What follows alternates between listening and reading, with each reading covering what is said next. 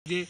गोटे वृक्षरोपण कार्यक्रम करवा कारण आस्ते आस्ते वर्षा आस्ते आस्ते है किंतु जेबे मु देखिली जे आजिकल आम जो कंकड़ाहाड़ ग्राम में धान एत हो कृषक मैंने बहुत हैरान होती वर्षा जो एत गरम जे लोक किसी सही पार ना ताकू देखी आम भाविलु जे वृक्षरोपण करवा तेणु आज सांगे सांगे फरेस्ट सांस कथा गोटे गोटे वृक्ष आसलु जिते जन मेम्बर आसलु से जन चाहिए जे गोटे गोटे गछ नबू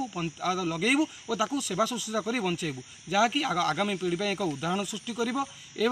यही महत् कार्य आम श्रीगणेश समस्त मेम्बर आम फरेस्ट सारे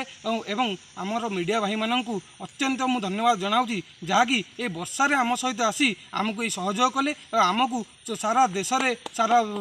राज्य रे आमर यही जो वृक्षरोपण कार्यक्रम को करने अनुष्ठित कले। जय जगन्नाथ। वृक्षरोपण कलु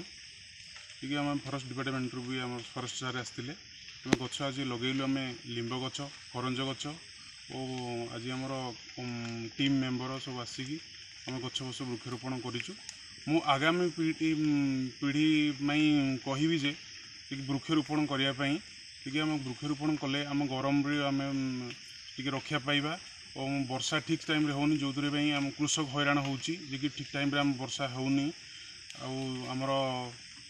पिला मानकु मु बहुत धन्यवाद दूची आमर गछ लगे आ सब युवपीढ़ी कहूँ जे समस्ते गोटे गोटे गछ निश्चिंत लगातु। कार्यक्रम आमर फरेस्ट डिपार्टमेंट आसते फरेस्ट सारे आमर टीम मेम्बर थिले सब पिला आम भाई वृक्षरोपण आम करूँ। आमर तीनों दिन जो ग्लोबल वार्मिंग बढ़ी चलुची वर्षा ठीक से होनी यही सब को दृष्टि रखी आम क्लब निष्पत्ति नहीं आम प्रति वर्ष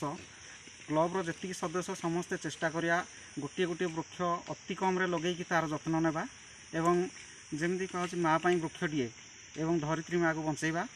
एवं सबुज बनानी सृष्टि करने आम सहयोग करिया। धन्यवाद।